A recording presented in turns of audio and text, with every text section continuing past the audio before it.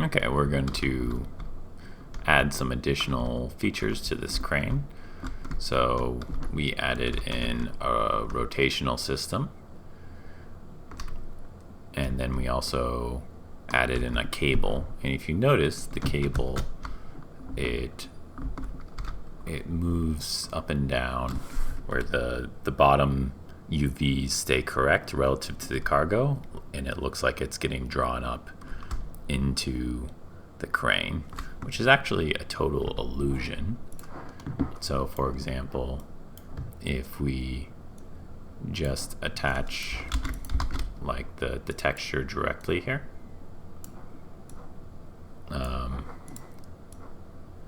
show you what it does.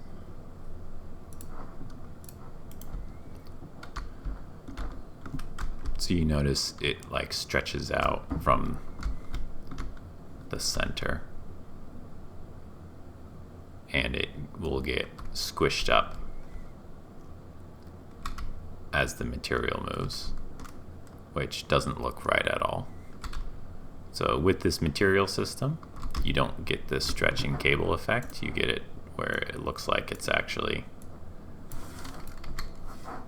it stays at the same tiling factor the entire time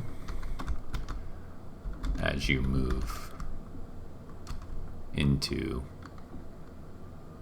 and out of the crane. Okay, the rotator is pretty simple. It's literally just an actor, which is a little bit, and then I just threw everything under the rotator, so it's parented to it. So even in the scene, and then all that does within the actor, you have to enable input since it's not the player, and then I set up another axis. So under project settings, inputs, rotate crane, right I did plus, left I did negative, and then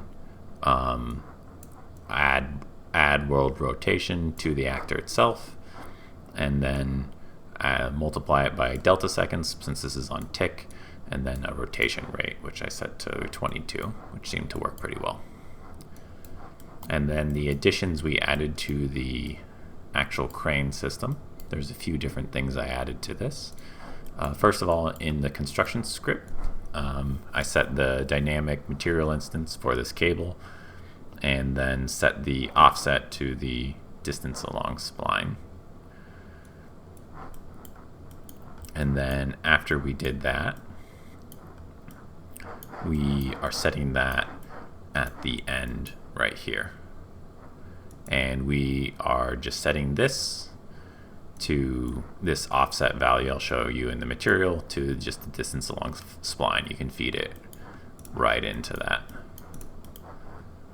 And the way the material works, let me show you. This is the whole material. So if you want to copy it, get it in view there.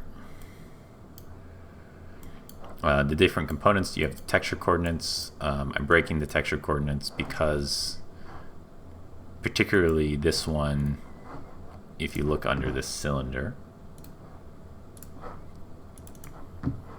in the UVs, it's just squared out, so we want to scale it on the Y, which is going to be this one right here. So I put just a scale parameter in case you wanted to like stretch the cable out. In mine, I think I have it just set to 1. So here we go. Yeah, the Z scale is just set to 1. The offset though will get set in the actual blueprint, which is right here. And what you need to do is you grab the object bounds, then you grab the B, which is going to, since this is a vector 3, that's going to be the Z value, which is up and down, which is what we want. And then we are going to divide that by the object Z scale. And then we are going to multiply this by 2, because remember this is the bounds, not the total like distance across. So you need to multiply it by 2 and then divide the offset by that in order to get the right scale. And then I'm reversing it and adding that to the Y. So that way it gets scaled as the object gets smaller, and then the cable also gets pushed to one side. So it looks like it's getting kind of pulled up into the top of the object. And then we feed that into the texture sample UVs. I had a little bit of a tint here, and then I just fed the values into metallic and specular, since it didn't look that bad to do it that way. So that's that. And then the other thing I did here is I set this to sweep. So what that means, so this is an additional little feature here.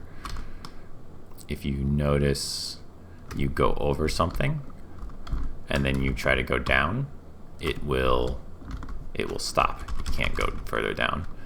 You can still go into things if you rotate into them like this, but in terms of it will stop because it's sweeping.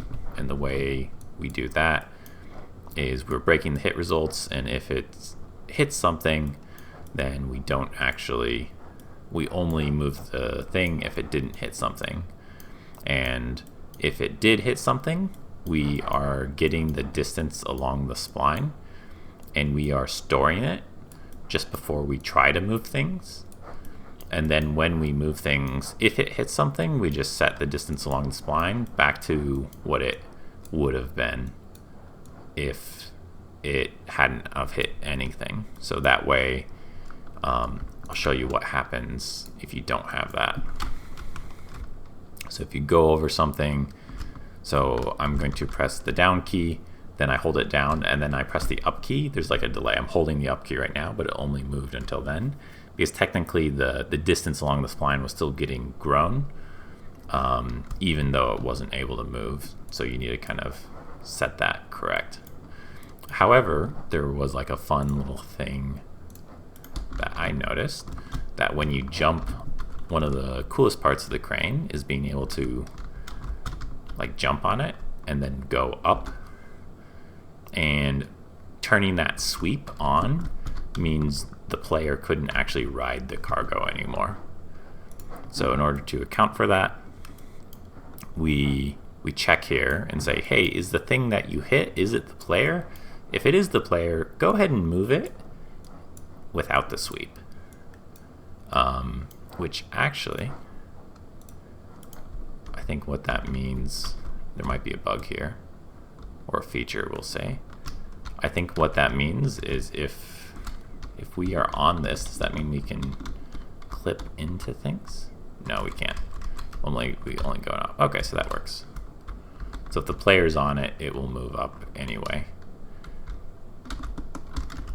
Something there. Yeah, but it's fun. And then, so that's that, setting the cable length, that's the normal system. And then there was one other thing here.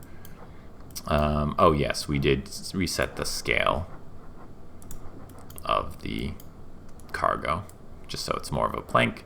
And to account for that, we just multiplied the local bounds by the cargo scale in order to get the proper distance of it going up to the top. So that way it stops at the right spot. Other than that, I just found this crane project quite fun. There was some things I had never done in Unreal before. So like this cable, I thought I needed to make it world space, but actually the local bound system works really well, and it makes it look like it's getting pulled into the crane, even though the object is actually just getting scaled, but the material just keeps it constant. Other than that, if any more questions, feel free to throw them out there. Catch you later.